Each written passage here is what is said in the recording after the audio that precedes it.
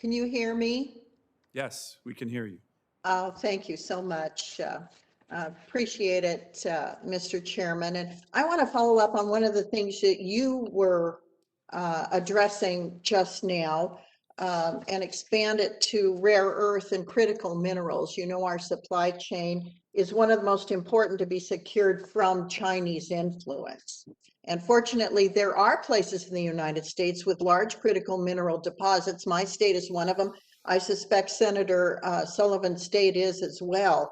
I believe the National Science Foundation should be working with the Department of Energy and other agencies to advance mining research and the development of related technology to make sure the best use of American rare earth resources is occurring and is advanced now. So could you talk about your perspective on this? How will you use your position at OSTP to make this a reality? Well, Senator, thank you. The rare earth minerals is such an important issue because they're used in so many critical technologies today, from lithium-ion batteries to semiconductors, and because they are a real supply chain problem. Because in many cases, perhaps half of cases, the major supply is China, and if we were to ever lose that supply, we would be in a bad way. So there is an urgent question facing the United States of how do we guarantee our supply chain for scores of rare earth minerals? Gallium, 100% of the supply comes from China. And it's not that we don't have supplies of some of these minerals here, it's that we don't have the mining and refining capacity for those.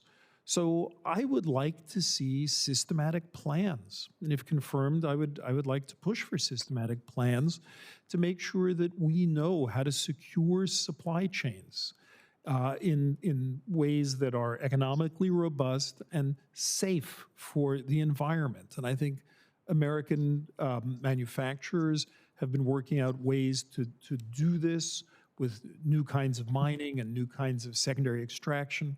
So you have my commitment, Senator, that this is a very important topic from the point of view of economy and national security, and I would be very glad to work with you to make sure that we have the supply chain we need for these rare earth minerals. Well, thank you. We'll push you to push others to prepare those plans so they're available to all of us, and we can have the things we need that critically need in case China pulls the rug out from under us, which they could at any time they chose to. I also have a question about the disparity in NSF funding allocations. Small universities are at a disadvantage when competing for NSF grants against major institutions like yours. The proof is the fact that just 7 states received half of the available NSF funding, and the bottom 10 states share just 3%. And this continues to be an issue that I've been following for decades because I used to be involved in these issues at my University of Wyoming. So will you commit to using your position as director of OSTP to work towards more equitable distribution of NFS funding? Well, Senator, I strongly believe that this country will only fulfill its potential if we involve everyone. And that means research going on vibrantly in all the states of this country. And there are many ways to help promote that. And I am extremely interested in this topic. And I would commit, if confirmed, to work closely with you to make sure that we engage your state and many, many other states who are not as heavily engaged in this as they need to be and should be and must be. So I will indeed work with you on this topic.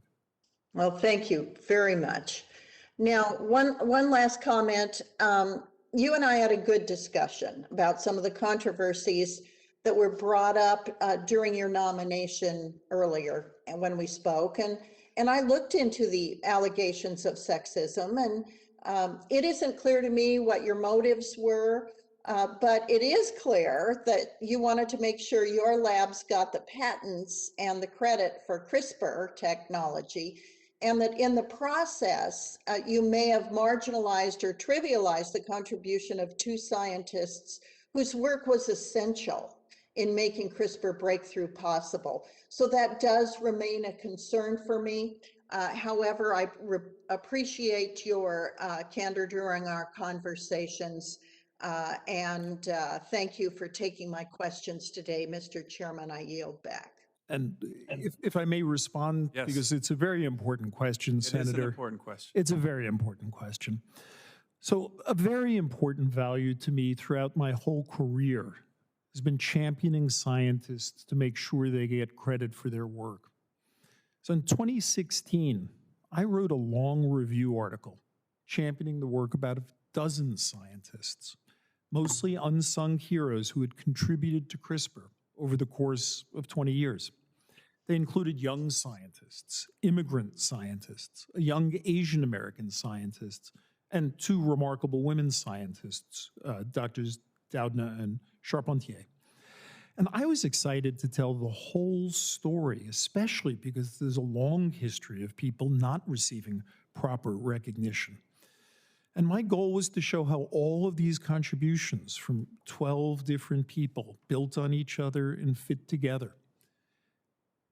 And I'm afraid that in writing it up, I understated the importance of those key advances that you referred to by Drs. Charpentier and Doudna. That was not my intention. I felt terrible about it. I made a mistake. And when I make a mistake, I own it and try to do better. I should have written those paragraphs differently to make my intention crystal clear. I have enormous respect for Drs. Doudna and Charpentier and the important work they've done throughout their careers. And over my career, I have tried to lift up others again and again. And when I fail, as I failed, I try to learn and do better. And I appreciate the question, and I take it extremely seriously. Well, thank you very much for responding. I appreciate your candor now as well. That was very, very helpful. Mr. Chairman, thank you. I yield back. Thank you, Senator Loomis.